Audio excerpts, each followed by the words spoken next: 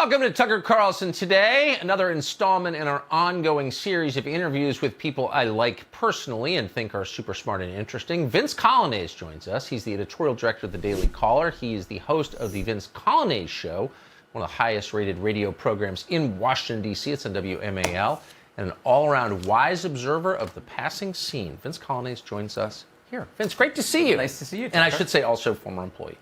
That's why I know you so well and why I admire you so thoroughly. I should say, by the way, a little known fact about you. Every morning you write a news summary of everything that's happened overnight, and you send it to a bunch of people at the Daily Caller and to selected friends and family. I'm on that list, and it shapes the way I see the country every morning. It's the first thing I read every day. It's really smart, and I hope at some point you can get rich from it because it's really well. good. Thank you for that. It's great. This is where I should probably plug because they're my employer. The Daily Caller does actually give that to its premium subscribers as well. Oh, they do? Yes, but it's a little bit on a delay. Well, I get it free, even though I have nothing first. to do with the Daily Caller anymore. I do get it free, and man, you know, you should market that. Anyway, so tell us, just for our viewers who haven't worked with you, who don't listen to your radio show, don't read your morning note, where are you from? How'd you get to where you are? Yeah, the where am I from question has been one that I've been finally crafting through the years to try and answer.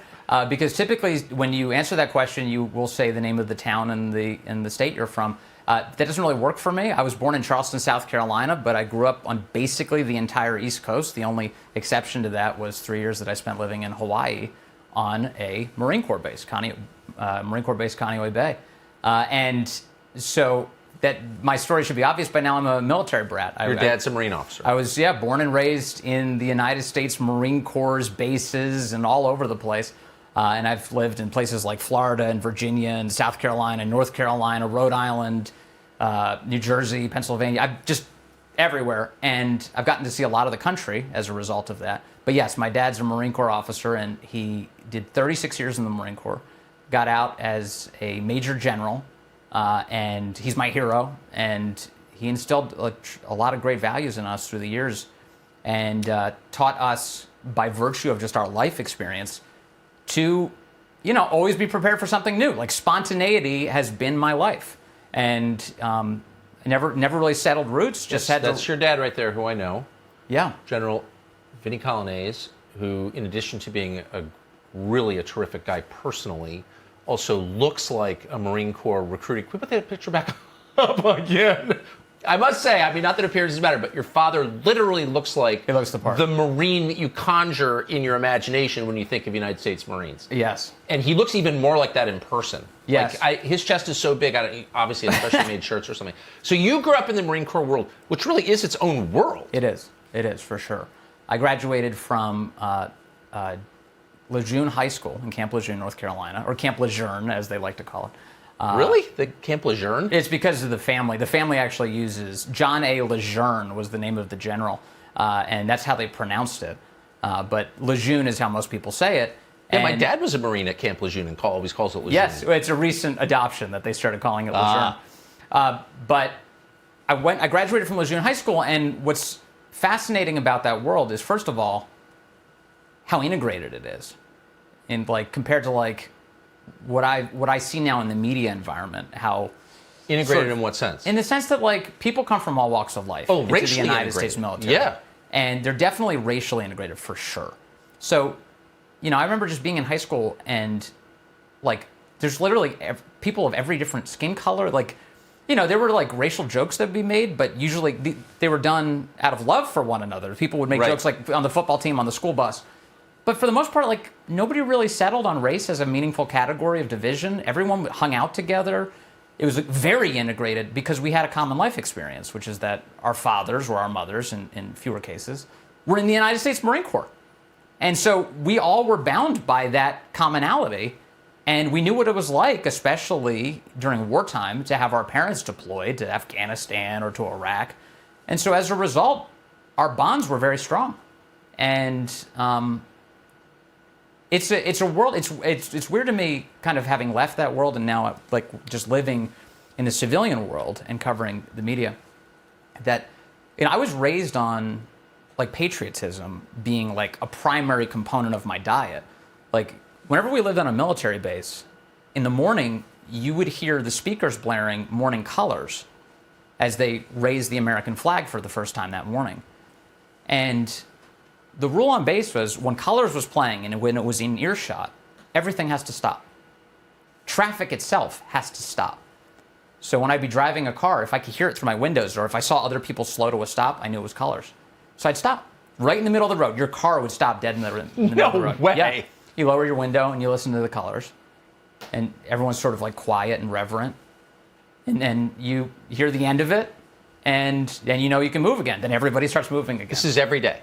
All the time, every day. Same thing at night. Play Evening Colors. Everybody stops. And just this... Okay, that's not the America that most people grew up in. No. And that environment made me... You know when you have like pride in your child? Yes. Or you have a deeply kind of like you feel like you're having a deep spiritual connection to something? There's that same spot in your brain is activated, for me at least, when it comes to like things that are patriotic. It's like pride in my child, connection to my faith, pride in my country. You can feel it. It all comes from like that same emotional spot, and it's a meaningful experience. And I think everyone should have it. It's just so very different. It's so very different. So one thing I've noticed from knowing you and other people who grew up within the Marine Corps is they really grew up within the Marine Corps. Like, so your dad's a career Marine. Right. But the whole family's involved in this. Yes. Yeah, for sure. It's not like dad working at IBM. Yes, no, it's a family affair because we all have to go with him wherever he's going, unless we're not allowed to go with him, which is when he's deployed, and that's when the weight of the world falls on my mother's shoulders. Yes. And so and in my case, we have such a close-knit family, huge Italian, Polish, Irish, classic kind of American mix family. And my dad's one of 9 kids. My mom's one of 7. Wow. Massive family gatherings, loud, fun, boisterous, musical on my mom's side, just wonderful. But inside of our immediate family, I have 2 brothers, Fred and Anthony. Fred became a Marine himself. And my mother is legally blind by virtue of her juvenile diabetes. So over time, with each pregnancy, her eyesight kept getting worse and worse, dramatically so. To the point that by the time I was in high school, she couldn't drive. So that fell to me, and then when my brothers could drive, it fell to them as well. And so we had this like sort of deep connection by virtue of her limitations and our ability to assist her, and our father kind of making sure that we knew that our first obligation was to her. That was he clear about that? Really clear. He was really clear about just that. Joking. He was really clear about that. My dad, while I have the opportunity, I just want to say, like, he instilled so many, the 2 of them did. My mom's sort of more the spiritual side. My dad was sort of the basic life lessons. It was like, anything you do physically, you have to do to your complete ability. You don't have to be the best. You do have to hustle. Hustle was a huge thing in our house. It's that, even if you're in practice and you have to run a lap, you better be at the front of the pack. While the other kids are kind of like, lollygagging, meandering because they don't think it's game time, it's practice time. No, for you, it's always game time. So it was always work as hard as you possibly can. The other thing that my dad instilled, which was fun, is a sense of sort of pride and masculinity. Being a United States Marine. It's one thing, you pointed out before in the photo, it's one thing to be a Marine. All those guys, tough guys, to be a Marine in the first place. But my dad saw that as like a challenge. So he would measure relationships and meetings and everything. I can't tell you how many times I heard him around the dinner table come home and assess the room that he was in earlier that day and use the phrase, "They all knew I could kick their asses." Which was like, I don't know, there was like an important life lesson built into that, which is just like to command respect. And boy, did he. But it was just so funny. I just remember like constantly, just like, yeah, they knew. They feared me. And it was meant to like get a laugh out of us, but at the same time, it was like, there was something deeply true about it. Well, it's a physical job. I mean, they're fighting the country's wars. Yeah. Like at some point, it's not just controlling the joystick on a drone. It's That's like right. Marines, use their bodies. That's right. To defend the country. So there is a premium on physical fitness. It's like it's part of the gig. Yes. That doesn't seem quite as true anymore. There was a story this past year. My dad's been out of the Marine Corps for a couple years now. There's a story this past year that the Marine Corps and the Navy had decided to get rid of photos in their promotion boards. So normally when these officers submit their packages of information to say that, yes, I'd like to be promoted, with it, traditionally, they've included a photo. And so what would happen was that senior officers would look at the photos in addition to everything else as a part of that packet to assess the merit of whether or not that Marine or that sailor would advance. And the Marine Corps and the Navy decided, sort of in this new woke culture that they are, to get rid of the photos because they believed that implicit bias was holding back minority candidates from advancement. And so by looking at photos, that they must have been judging people on the basis of their skin color and holding them back and then advancing too many white candidates. That was the theory. It was a bad theory because they got rid of the photos, and then after that happened, more white candidates advanced and fewer minority candidates did. So they've decided they want to bring back the photos in the selection process in order to establish racial prejudice as a category for how to pick people who advance.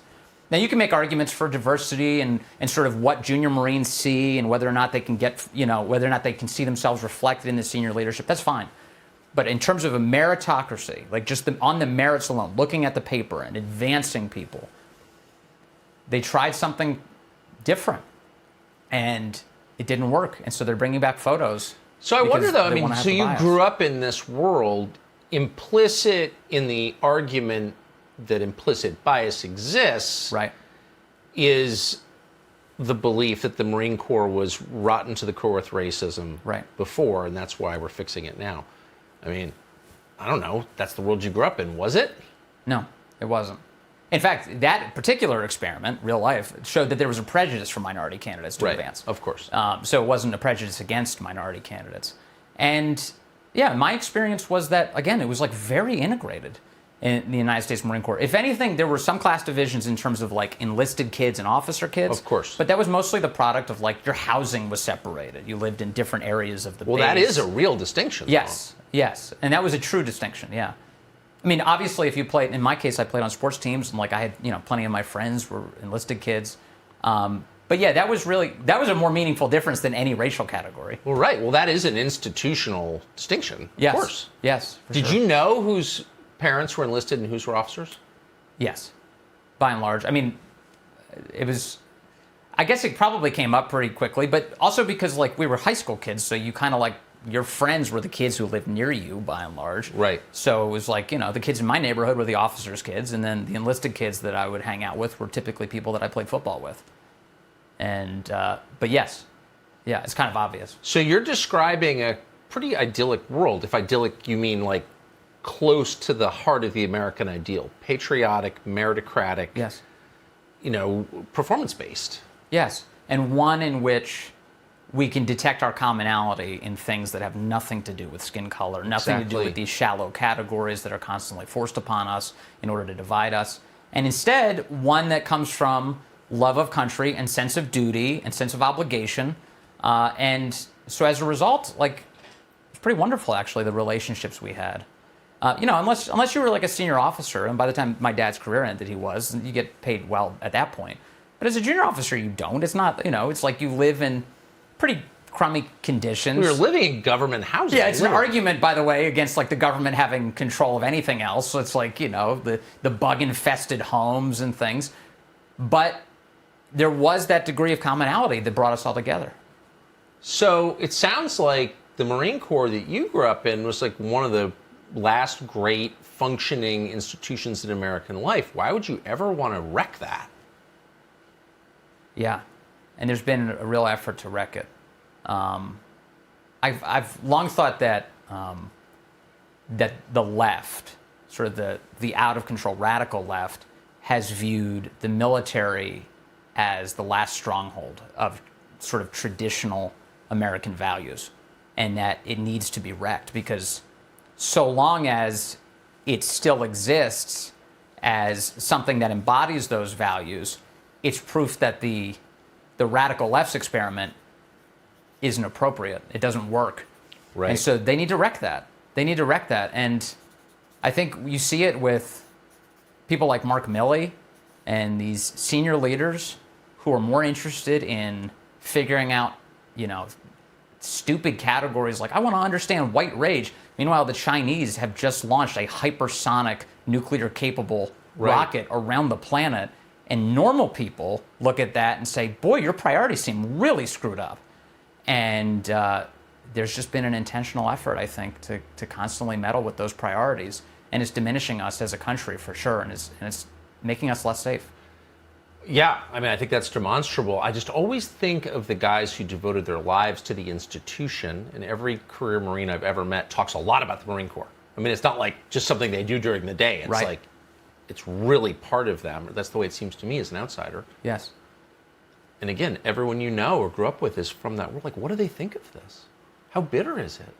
I can only speak from the people that I know personally. Yes. It's like my dad and my brother, and I've got plenty of family members who are United States Marines. And I think right now one of the feelings is sort of like disappointment over the way the events of the last 20 years have gone. And this sense of, I was talking to my brother about it this weekend. He's an enlisted Marine. He was in Helmand province in Afghanistan in 2011, and he was a part of a route clearance team. So it's one of the most dangerous jobs you can have in the entire Marine Corps. And he drove the lead vehicle. He was one of the guys in the very lead vehicle in a route clearance team. And their job, it was called a Husky. And the job of that vehicle was to There he is. drive. Yeah, that's him getting back after his deployment, and us receiving him. It was one of the greatest days of my life to be able to see him. Yeah. And so they would drive at something like 5 miles an hour all day, every day on the same route, kind of observing whether or not little things about the terrain had changed. Because what they were looking for was IEDs. Yes. Whether or not bombs had been planted in order to hurt or kill our troops. And so whenever they'd see something suspicious, there's a big arm on the front of the truck that would be used to interrogate the ground there and from a distance in order to figure out whether or not there was something there. They had radars and all sorts of things to detect it. And in 2011, his vehicle blew up. It went over an IED, and it blew up, and it rolled over, knocked him unconscious. And in the process of rescuing him from that and the guys who were with him in the vehicle, they hit more IEDs. So it was, some rough times for those guys. But just a matter of time for those guys, right? I mean, if that's your job, that's going to happen. Yes, for sure. I joke with him that, well, you found them. you found them all. But in the process, I was talking to him this weekend about it. About his views on Afghanistan and what it's like now. And, it's the way he views it is he just wants to make it so that the guys who lost their lives there, that their sacrifice wasn't meaningless. That's the way he thinks about it. And I can't imagine anything more frustrating. It's a place of deep disappointment.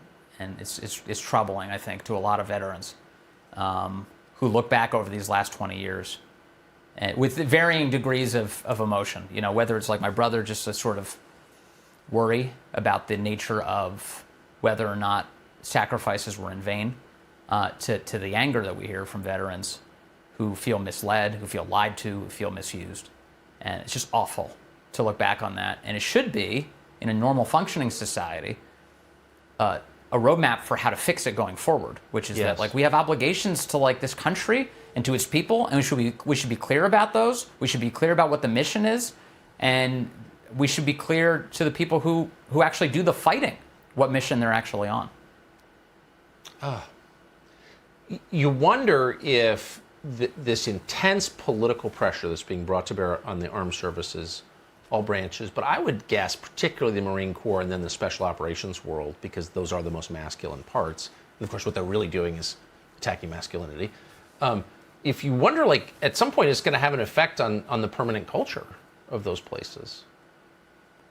Yeah, I mean, we've really come a long way since, the Marine Corps recruiting ads that have run through the years have always been sort of one of the most masculine elements of our society. Yeah. It's like you're watching TV, and then all of a sudden, some guy in dress blues slays a dragon with a sword.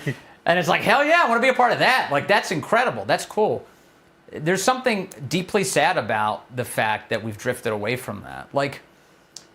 I don't know, through the years, I've always thought, it's cooler to see our guys just being complete badasses. That's what, it's attractive. It's like yeah, you feel pride in that. And then like it's not just the Marine Corps, but like over time, it's like you start getting more footage of humanitarian missions and dropping off packages, right. and it's like no, that's not the thing. I think that first of all draws people to the military. And you're really watering down what the point of the military is. The point sure, is if the ads are, we'll pay for your sociology degree at Wesleyan if you give us a few years of your life. It's that, what kind of people are you getting? Yes. And we've seen a lot of that. And that has nothing to do with the core mission, which is to kill bad guys and to protect the country. And so if you want to kill bad guys and protect the country, that's the kind of candidates you need to be attracting. Of course. And anybody who thinks that is somehow scandalous should have no role in the military, I think. I think you're exactly right. I could go on and ask you a lot of other probing questions that would make all of us sad, but I want to stop. I think everyone knows what it must be like to grow up in that world and see it under the control of really sinister people who are trying to weaken the country. It must drive you crazy. Mm-hmm. So you cover the news in Washington. You do it on radio. You do it as the editorial director of the Daily Caller. There's a story that has come up recently that just is right outside Washington, one of the big Collier County, big suburbs, Loudoun County, Virginia. And it has to do with the school board. Yes. And you've been all over the story. Can you just summarize it for our viewers who haven't seen it? This involves a basically radical transgender policy that Loudoun County, Virginia's school board has been pushing. And they were debating it in earnest on June 22nd of this year. And when they had this debate, essentially what they wanted to do, and then they passed, was the ability for students to pick whatever pronoun they feel like, and then to use whatever bathroom they feel like, regardless of their actual sex. And in that meeting, which was already highly contentious, I mean, think about this. Parents have been upset with Loudoun County, a lot of counties' school boards. They've been upset with these school boards for the treatment of their kids, the distance learning, the critical race theory, which is just racism that's been injected. So tensions are already very high going into this June 22nd meeting. And in that room, first of all, are a bunch of Democratic activists who've been brought in from out of town in order to dominate the public comment period. Wait, they're not parents or even from the community? No, not at all. In fact, ahead of time, the school board seemed to have had some sort of communication with Democrat activists that was completely off the radar from the actual parents of Loudoun County to encourage them to sign up for the public comment period. So that event itself was already rigged against the parents who are actually a part of that community. And so they get all these Democrat activists who are coming in and expressing support for the school board and the radical steps who don't live taking. there and don't have kids there. No. That's appalling. And so then a certain number of parents are able to get their points across who are part of the community. And at one point, the superintendent of the schools, a guy named Scott Ziegler, gets up there and says that there have been no assaults inside Loudoun County school bathrooms, that there have been no assaults. He was asked about this. But the truth was that less than a month prior, May 28th, there was a rape that took place in a Loudoun County high school by a boy who was allegedly wearing a skirt, and he raped another student, a freshman. A girl. A girl. Her father, Scott Smith, was in attendance at this meeting. Now, Scott Smith had no intention of actually speaking, but he's there because he's obviously concerned. He's disgusted by what happened to his daughter. And so when he hears the superintendent express this, he decides at the end of the meeting, as the superintendent is just upset, the parents are all reacting negatively. They're making noise. You're apparently not allowed to make noise in America. So the superintendent declares it an unlawful assembly. Apparently he can do this unilaterally. It's an unlawful assembly now. So the sheriff's department comes in and starts pushing people out of the room. And this father wants to express this point, that, wait a second, you can't say that nobody's been assaulted in these bathrooms. My daughter was raped less than a month ago inside these bathrooms. Now, he gets into a back and forth with a Democrat activist, a woman who's there, and she starts accusing him of lying. This didn't happen. I'm going to have you pause there, and we're going to play tape of Scott Smith, the man you're describing, who was on Laura Ingram's show, and talks about that exact moment where you've arrived. Watch this. To tell the lady what had happened to my daughter, and she looked me dead in the face and said, "That's not what happened." And that just struck me like, how do you know what happened? You don't even know me. And she started in on me again and threatened my family business, my livelihood, everything that, gives my family what we need. She threatened to ruin my business on social media. The next thing I know, I'm getting touched from all over the place. I didn't know who was touching me, who was grabbing me. I turn around, the police are grabbing me, and next thing I know, I'm tackled to the ground. In a moment where there are a lot of horrible stories, that's one of the worst I've ever seen. It's one of the worst. It's just like a perfect inversion of justice, and that man's a tradesman, right? He's not. He's a plumber. He's literally a plumber. He's not the head of some environmental nonprofit working on climate. He's a plumber. So first of all, he just got accused of lying about his daughter's rape at the hands of a boy wearing a skirt inside of a bathroom in Loudoun County. And so he's reacting angrily. Some cop or somebody grabs at his elbow and he pulls it away aggressively. And that invites them to apparently tackle him, bloody him, embarrass him. And then he got turned into the poster boy for so-called domestic extremism by the National School Board Association because the media turned a complete blind eye to his story, had no interest in telling it. It wasn't until Luke Rosiak of the Daily Wire spent the time to actually dig it up to figure out, wait a second, this guy's daughter was allegedly raped in this bathroom. And the story just actually keeps getting so much worse. So you've got this occurrence, and so the school board, after this May 28th incident, first of all, the school board continues to lie about it even happening. The superintendent lies about it even happening. No assaults in our bathrooms in our schools, when of course they knew very well that there had been. That student was moved to another school in Loudoun County, where then he subsequently allegedly sexually assaulted yet another girl, pulled her into a classroom and sexually assaulted her at the beginning of October.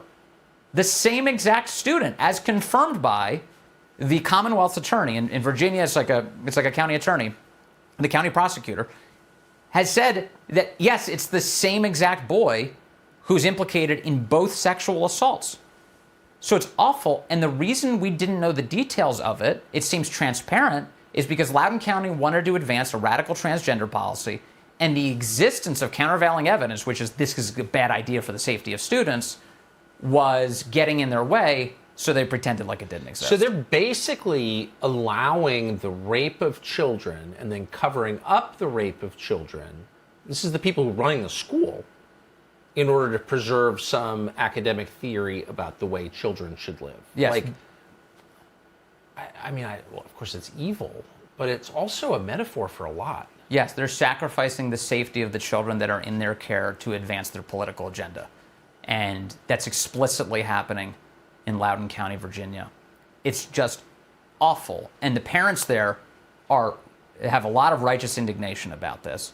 They're staying on them. Now, it's secured some minor victories. The superintendent has issued a mealy-mouthed half apology for misunderstanding the question about whether or not there had been assaults in the bathrooms. It's a garbage apology. Why isn't he criminally charged? It's a great question. Part of the problem in Loudoun County is that the Commonwealth's attorney who's there is a Soros-funded Commonwealth's attorney called Buddha Bibarai. There's a recall effort already against her. In Loudoun County, the way Virginia law works, they're trying to recall these school board members. These parents are upset about it. And so in order to recall school board members in Virginia, if you get enough signatures, the attorney that would represent you in court is your Commonwealth attorney. Buddha Bibarai is on the side of the school board. So the parents who got enough signatures to recall one of the school board members, her name's Beth Bartz, were left with no recourse but to have to go with Buddha Bibarai as their own attorney. Now, they had just learned from Fairfax County, where this had happened about a month or two ago.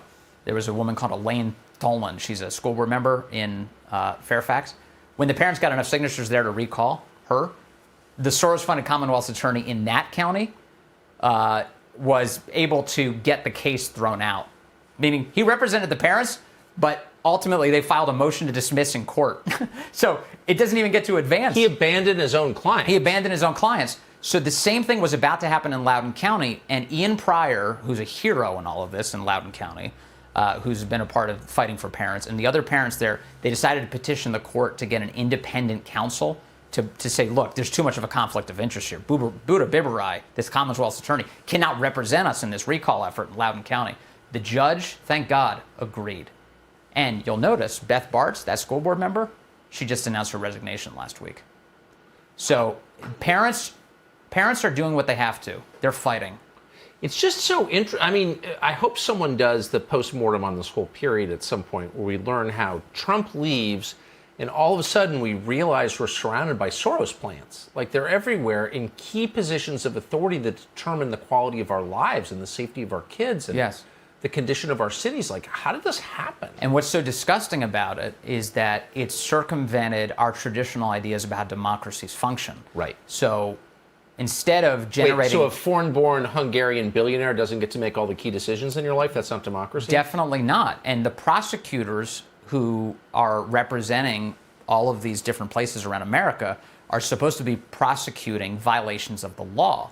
So if you don't like legislation in this country, typically you get it changed. You actually, Right. Elect people who represent your views and then have them represent you in your state house or in Congress, and then get a law that suits your views passed through rigorous debate. Soros and others like him who have this sort of criminal justice reform-minded approach, that's a euphemism for what they're doing, they've basically decided you don't have to do that. You don't have to change the law. Right. All you have to do is change the prosecutors. Exactly. So they give money to these prosecutors, tremendous amounts of cash. Soros does this all across the country, in exchange for those prosecutors not enforcing the law. So no more worrying about the mess of the legislative process. Now you just ignore it entirely and only prosecute the It'd be crimes you interesting feel to know why George Soros hates the United States this much. I mean, I don't think the U.S. ever did anything to George Soros. Why would you devote your life as a 90-year-old billionaire to wrecking this happy, functional country? Why would you do that? It's a great question. I don't have the answer to it, but I do see the effects of it. I mean, it is deeply corrosive, and it undermines the faith that people have in the system. So these examples that I'm giving you of parents who've been trying to recall school board members, conservatives are often accused of not being involved enough at the local level. They're often said, the claim is that, well, you missed it, you were asleep at the wheel, you weren't involved. Boy, these parents have moved heaven and earth to throw these school board members out. And yet the system remains rigged against them. They need a royal flush in order to win at that table. And even when they have great hands, they're losing all the time because there is a systemic problem, and it's the corruption of billionaires like George Soros and the rigged system that is out to destroy them and whatever they believe. And their kids. Yeah. I mean, Soros doesn't have kids in the school. A lot of these school board members don't have kids at the school. The Albanian-born prosecutor in Loudoun doesn't have kids in the school. Like, shouldn't you as a parent have some say in how your children are educated and informed? What's amazing is that, like, even if you think the answer to that is no, if you're like a Soros figure or even somebody in the Democrat Party who thinks the answer is no, traditionally you wouldn't express that view. You'd pay some lip service to the idea that parents are supposed to have a role in their child's education. The left has given up on that. Yeah. Like, all of a sudden, they've got completely brazen. Right now in Virginia, there's a governor's race going on. Terry McAuliffe, who used to be governor in Virginia and is now running for the seat again, said a couple of weeks ago in a debate that parents should have no role in the education of their children. They're saying it out loud now with pride. He said it twice just to make sure the audience understood his position.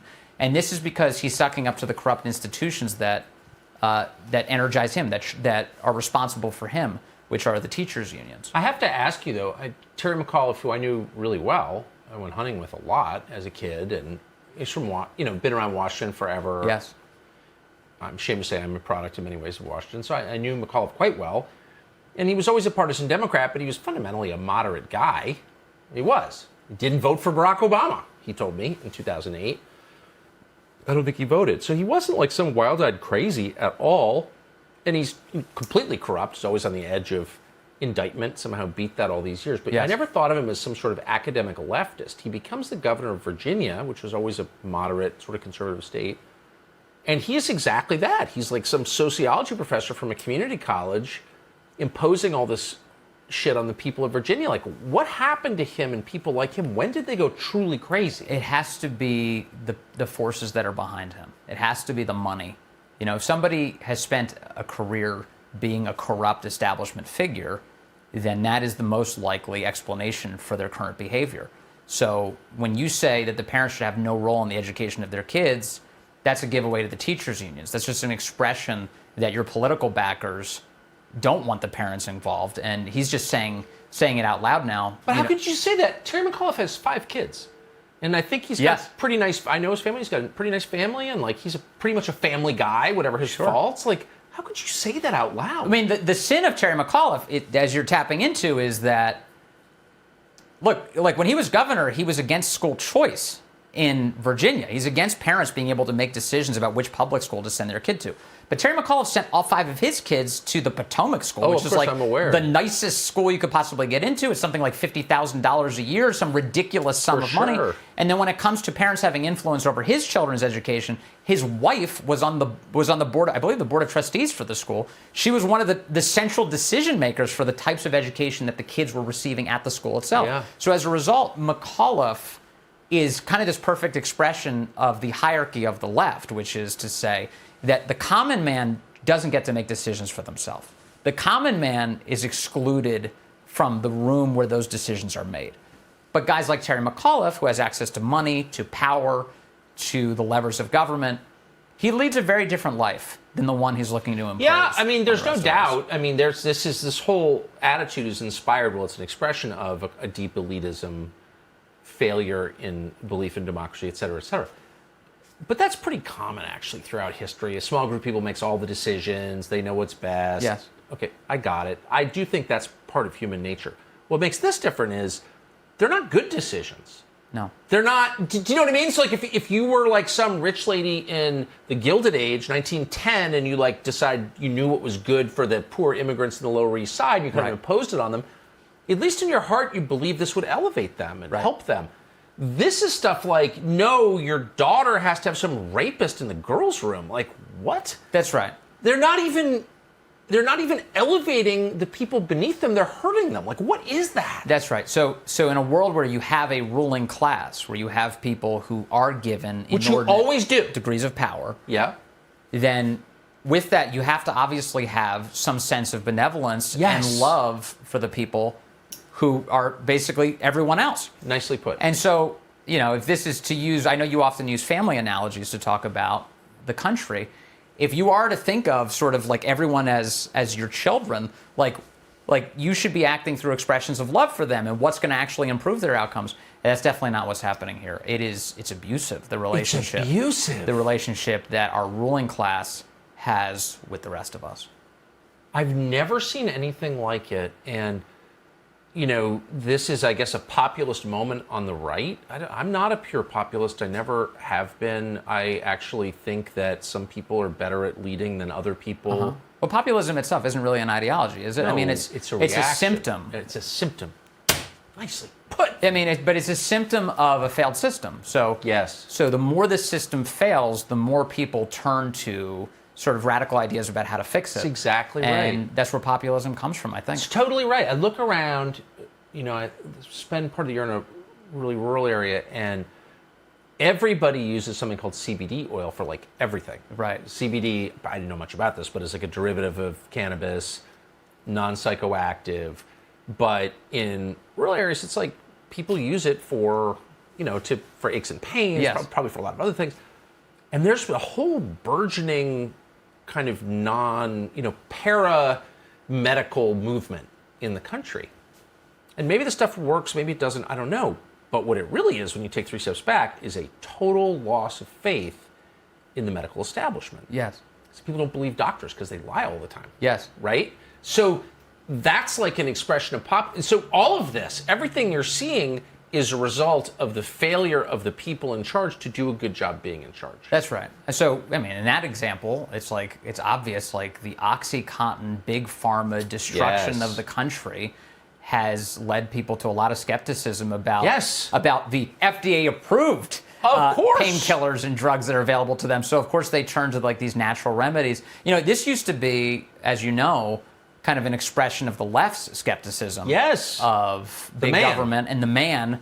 And now it's being increasingly adopted by the right, but it's all ultimately one giant expression of distrust in our institutions. And it's earned. Yes. It's absolutely earned. I mean, I think of vaccines. I mean, I grew up next to the Salk Institute in La Jolla, California, named for Jonas Salk. And like, we're as pro-vaccine. Our town was about vaccines. That's Right. That's why we were famous.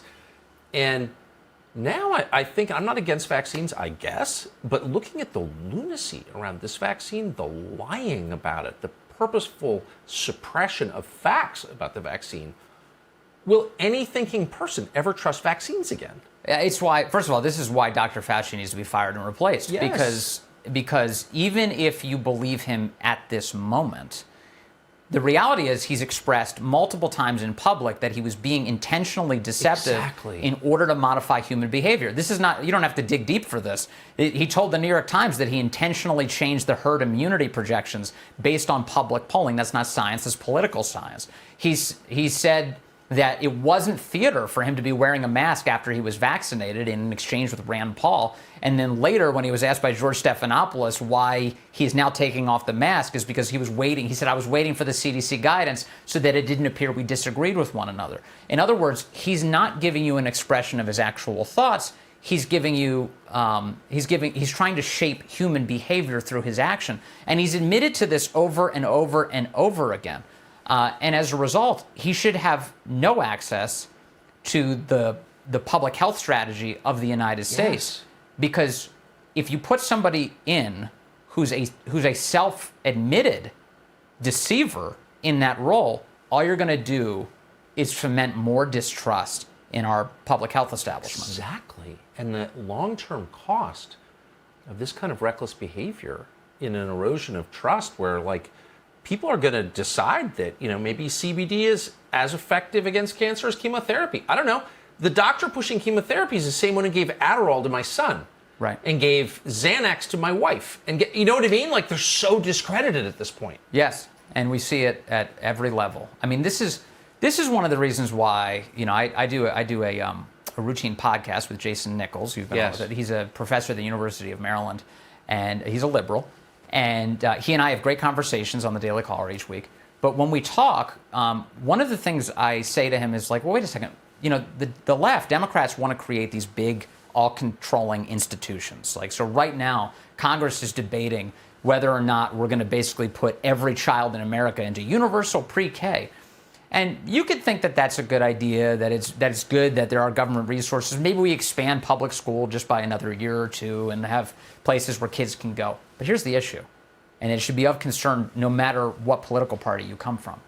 Eventually, somebody you disagree with is going to be in charge of the levers of that institution. Exactly right. And as a result, is going to be responsible for deciding what your child learns. And so if you're on the left and you really don't want a centralized, powerful, conservative authority creating the curriculum for your kid, you should be very nervous about the creation right now of these institutions, because at some point it's not going to serve your interests, and you're going to have a lot of righteous outrage for the way that your government is dictating your child's future. It's totally true, and that's true across all the different policy areas. I mean, universal health care, every poll shows people want it. Yeah. But if that means the creation of a centralized national health service, as they have in the UK or whatever, run by the same people who've lied to us about masks and vaccines and Adderall and Xanax and opioids and, like, just the liars, you want to give them more power? If you're going to have universal health care, just cut everybody a check and say spend it on health care. That's right. We will. I mean, because that is not a good idea. One of the things that needs to be fixed here, though, is the laundering of untrustworthy people back into legitimate society. So you live in D.C. Give us some examples of that. The obvious ones that always jump to mind are John Brennan and James Clapper, because these are guys from the intelligence world who were caught in public lying about the existence of spying on American citizens and American lawmakers, for that matter. So in James Clapper's case, he lies about spying on the citizens of the United States, that their data isn't rampantly being collected. He lies before Congress, which, by the way, is a crime, but nobody, of course, prosecutes him for it. And then he's welcomed as a CNN contributor years later, and then he spends all this time on television, you know, being treated as some sort of noble truth teller. He's the burning bush when it comes to Donald Trump and how he's actually colluding with the Russians. Meanwhile, in John Brennan's case, he lied about the CIA spying on the United States Senate. Yes, he did. Which is, like, normally, like, as a you would think that, like, he'd be just run out of town entirely, but the moment he became useful for attacking Donald Trump, and by extension, of course, anybody who would dare vote for him and against the establishment of Washington, Brennan became another burning bush. He became an MSNBC contributor. He became this truth teller. And everyone turned to him in the institutional press with complete credulity. They just believe anything that these guys say when we have all of this evidence that they're liars. So I think our calling right now as a country is that we need to be radically transparent about the people who hold power. And we need to go after them constantly. We need to be filing public records requests. We need to be reminding people of things like this. Because if you don't, we're very distracted as a society. You look at your phone and all of a sudden you forget yesterday's news cycle. But people have to be reminded. It's like, if you love this country, you have to remember what happened to it and who did it. That's right. And that's the only way out. And constantly remind your friends, because that's the way we fix this country, is to get rid of the people who, through the Orwellian machinations of the press, are constantly giving a clean bill of health. And then, meanwhile, normal, good people are frequently destroyed and never have redemption. Yeah. No, they're a group of typhoid Marys. They keep That's right. spreading the disease. So you follow the news as closely as anybody in America, man. It's your job. And you watch the Biden phenomenon, which was never really a phenomenon, but the fact of Biden running for president, getting the nomination, then becoming the president, and then the subsequent 9 months now. Did you expect any of this to happen with Biden? I mean, take a step back. What's your take on Biden? Joe Biden was elected on the promise in the Democratic primary that he was going to be the moderate of the group, that he wasn't going to be Bernie Sanders, right, that he wasn't going to be radical. And he has been, by every measure, just as radical as Bernie Sanders, save Medicare for all. He's not quite there yet, but I wouldn't be surprised if he's there within the next few months. And he's been an unmitigated disaster in literally every measure of the American presidency. I can't think of a single area in which he has some sort of success. What little success he had in public polling was the product of the vaccinations that were started under the Trump administration. And that was when, in the early days of the Biden administration, we seemed to be trending down as a product of people having increased immunity, whether it be natural immunity or vaccine-acquired immunity. And so I was chuckling to myself thinking, well, the only thing that he's getting high marks for in public polling is Operation Warp Speed, something that was done during the Trump era, and not anything that he's done. And so since then, he has been, I just think, an unmitigated disaster. Our border has collapsed. Afghanistan, although there was bipartisan agreement to get out of Afghanistan, I can't imagine it going much worse than it did, as we lost 13 of our service members, and we left hundreds of Americans who remain held hostage inside of that hellhole of a country.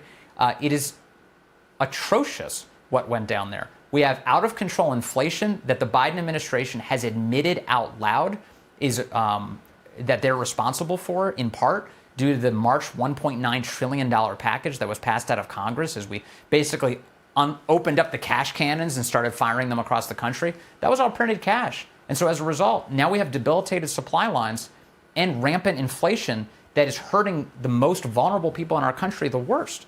The poorest among us are the least able to afford the devaluation of their currency. And Biden's responsible in a huge way for all of those things. And I'm disheartened. And I don't think I'm alone. I think there's a lot of people who are upset about it. So let me ask you, again, since you live in a city, work in a city that went, I think 90% for Biden, or more than 90% for Biden. Do you think Democrats in Washington, or Democrats are having second thoughts about this president?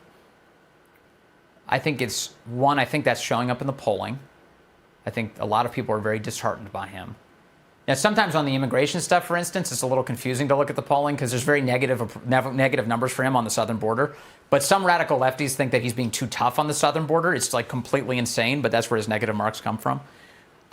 I do think that when people's children are affected, it causes them to reconsider their priors, at least for a moment. So as we watch what's happening with these school boards across the country, and if we watch as children are taught to think of themselves and their classmates in racial categories first, as we see that that the kids are suffering as a result of these policies, I think there are some Democrats who are reconsidering their allegiance to Joe Biden and broadly the party he represents. I hope so. It's not working. So I might want to close out by asking a series of short questions, prognostications, okay? Sure. When does the coronavirus lockdown culture end? When does lockdown culture end? Yeah. When do we stop wearing masks? When we stop getting pushed to take shots we don't want? When do we pass corona? I think a couple months before the 2022 midterms. I think because they have nothing else to run on. Right. So they need to run on a message of your freedom is the result of our good decision making. Now, that won't be true. You'll be able to look at all the international statistics to show that we are no better off than any other country based on any other policy. But the Biden administration is going to attempt to take credit for it. And they will use liberty as a way, as sort of the peanut butter to wrap this bitter pill of how horrific this administration is. So I think they've realized how powerful their ability to lock us down is. And I think they will use some semblance or some feeling of freedom as a way to try and rally support to themselves. Smart. Is there any policy decision that they make that doesn't revolve around the political calendar? No. I think at this point they're willing to sacrifice the race in Virginia because... I don't know when this is going to air, so this may air after. I have no idea when this is going to air. Okay. I'm not a TV producer, just a host. Who wins the Virginia race? It's a big statement. If it's a properly run election, Glenn Youngkin wins. In Virginia, they've created this system where you don't actually need an ID anymore for your absentee ballot, or you don't even need an ID really to vote. You can just send in a picture of your ID later to the polls. And I asked election officials in Virginia, I'm like, how does that work exactly? Because like when you show an ID anywhere else where the government's involved, they have to compare it to your face. But in Virginia, you send it in later and then they go, yeah, that's good enough. Wait, how does that work exactly? Right. Because when you go through TSA, they look at the picture and they ask you to pull your mask down. Right. That's the point. That's why there's a picture on it. That's the whole point of the photo on the ID. It doesn't exactly work if you send it in later. And also, what happened to all of the security features on the ID being meaningful? Remember like all the reflective qualities and the holograms and everything that they built into these things? If you can send a photo in of your ID after the fact, what value is the security feature? Right. There's a lot of theft going on of our democracy. Does Joe Biden finish out his term? Joe Biden finishes out his term, but we'll see less and less of him with each passing week. Does Kamala Harris get the nomination in 2024? She does not get the nomination. She's just too unlikable to the base in that party, regardless of the fact that she's vice president of the United States right now.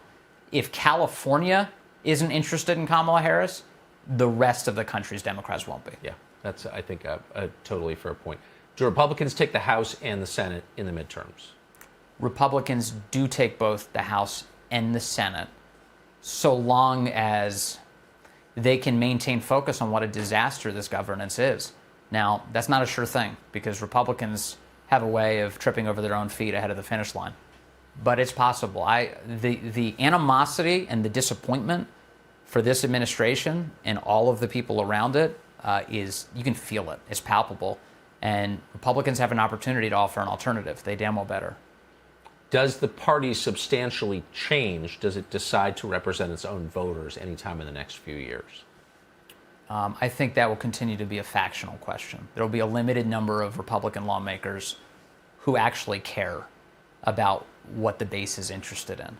But my disappointment and my worry is that the Republicans who do win, in my expected scenario, in the House and the Senate in 2022, will continue to serve interests that aren't directly related to the interests of their voters. Chamber of Commerce Business Roundtable. Yeah.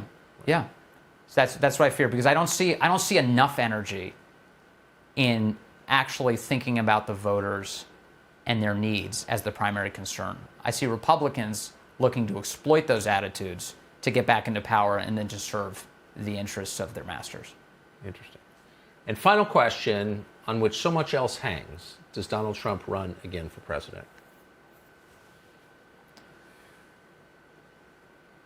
I don't think he does.